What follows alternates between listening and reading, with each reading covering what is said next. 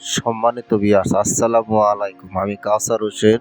আজকে এই পর্বের ভিডিওতে আমি আপনাদের সামনে নিয়ে এসেছি 3 টন মিডিয়া এসি কিভাবে সার্ভিসিং করতে হয়। মান্থলি যদি সার্ভিসিং এভাবে করেন, আমার ভিডিওতে যে 3 মিনিটের ভিডিও, তো এভাবে করলে আপনাদের আশা করি আপনাদের এসি কোনোদিন ওরকমভাবে নষ্ট হবে না। সো এখন আমি আউটডোরে যে নেট দেখা পাচ্ছেন, সেই নেটটি হাওয়া দিয়ে এয়ার দিয়ে আমি পরিষ্কার করে নিচ্ছি। এভাবে যদি পরিষ্কার করে নেন তাহলে আউটডোর জ্যাম হবে না, এবং এই যে কুলিং যে ফ্যানটা আছে, ফ্যান দিয়ে হাওয়া ঢুকবে, এইটা টেম্পারেচার ঠিক রাখবে। টেম্পারেচার এই ডাস্ট যে বিভিন্ন ধরনের ডাস্ট বা ময়লা যে এটা আটকে গেলে ওই এক্সস্ট ফ্যান বাতাস টানতে পারবে না। এক্সস্ট ফ্যান বাতাস না টানলে আপনাদের কয়েল ওইগুলা গরম হয়ে যাবে। এখন আমি চলে আসলাম ইনডোরে। এই ইনডোরে এখন আমি খুলবো। ইনডোর দেখেন, এখানে একটা নেট আছে। এই নেটটাও অনেক ডাস্ট। আমি আপনাদের ভিডিওতে দেখাবো যে নেটটা সবসময় পরিষ্কার রাখতে হবে। এই নেট দিয়েই মূলত আপনার এই ইনডোরে যে ফ্যানটা বা পাখাটা দেখতেছেন, এই পাখা এই দিক দিয়ে হাওয়া টেনে নেয়। হাওয়া টেনে দেওয়া চতুর্দিক দিয়ে 4টা মোটর আছে, মোটর দিয়ে পাখা দিয়ে আপনার হাওয়া ছেড়ে দেয়।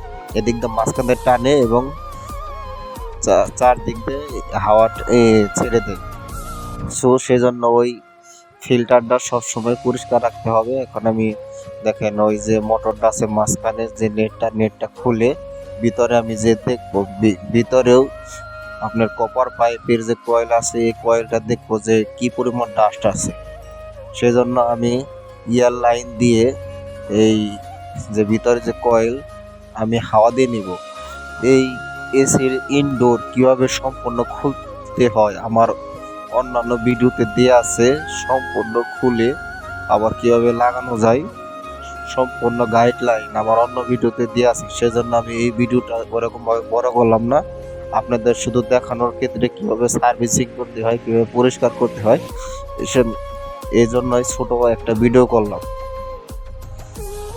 দেখুন, এখন আমি এয়ার ফিল্টারটা পরিষ্কার করে নিচ্ছি। পরিষ্কার করে দিয়ে লাগিয়ে দিলেই মোটামুটি আমার ইনডোর এবং আউটডোরের যে ডাস্ট থাকে, ডাস্ট ক্লিন।